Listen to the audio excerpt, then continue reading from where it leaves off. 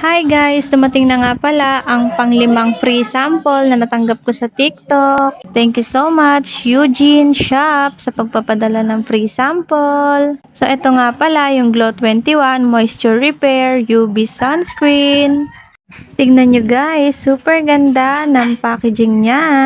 And syempre, itatry na natin yan. Unang nagustuhan ko dito is napakabango ng cream. Ito nga pala ay SPF 50 na magandang pamproteksyon sa init ng araw. Napaka lightweight din itong i-apply sa mukha, hindi siya malagkit, at wala ring white cast na naiiwan. Super dali lang nitong i-blend kaya naman mas napapaglow at napapaputi nito ang ating mukha. Para ka na ring nag-foundation kapag ito ang ginamit mo. Para sa akin, isa din to sa magandang sunscreen na natry ko. Kung gusto nyo mag-try ng Glow 21 sunscreen, check my basket and check my profile for other quality products.